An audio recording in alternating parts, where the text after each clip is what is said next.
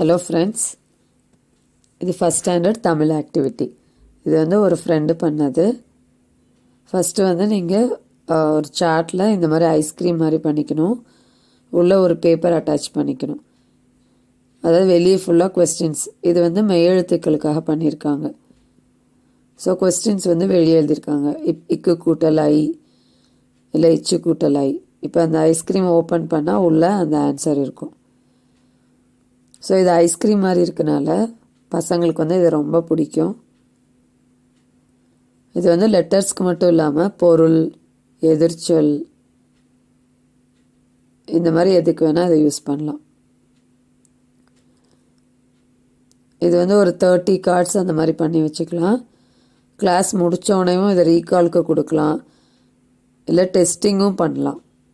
அவங்களே நோட்டில் எழுத வச்சுட்டு அவங்களே ஆன்சர் பார்த்து கரெக்ட் பண்ணலாம். தமிழுக்கு மட்டும் இல்லை, இது மேக்ஸுக்கு பண்ணலாம், இங்கிலீஷ்க்கு பண்ணலாம், சயின்ஸுக்கு பண்ணலாம். மேக்ஸுக்கு வந்து டேபிள்ஸ் பண்ண வைக்கலாம், அடிஷன், சப்ட்ராக்ஷன். சயின்ஸில் வந்து ஏதாவது டயக்ராம் பண்ண வைக்கலாம். இது வந்து குரூப் ஆக்டிவிட்டி. இது வந்து கிளாஸ் 2 குரூப் ஆக்டிவிட்டியாக பண்ணுறாங்க. ஸோ இந்த கார்ட்ஸ் கொடுத்துட்டு அவங்களால எவ்வளோ கார்ட்ஸ் முடியுதோ அதை ரீட் பண்ணலாம். ஸோ இதில் வந்து ஸ்பெல்லிங்ஸ் கொடுத்து ரிவைஸ் பண்ண வைக்கலாம், இல்லை இதை ஏதாவது ஒரு வேர்டு எழுதிட்டு அதை பற்றி படிக்க கூட வைக்கலாம். ஈவன் பிக்சர் கூட கொடுக்கலாம். ஏதாவது படம் வரைஞ்சிட்டு அதை பற்றி உள்ளே என்ன இருக்குது, இப்போ லைப்ரரி அது உள்ளே வந்து அதை டீட்டெயில்ஸ் எழுத வைக்கலாம்.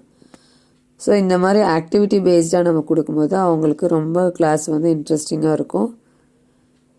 இது வந்து இது எல்லாருக்கும் ரொம்ப இன்ட்ரெஸ்டிங்காக இருக்கும், என்கேஜாக இருக்கும் பசங்களுக்கு. ஸோ இது வந்து அசஸ்மெண்ட் மாதிரியும் பண்ணலாம், பியர் அசஸ்மெண்ட்டு. அவங்களே வந்து இதை டெஸ்ட் பண்ணிப்பாங்க, குரூப்பாகவும் இது பண்ணிப்பாங்க.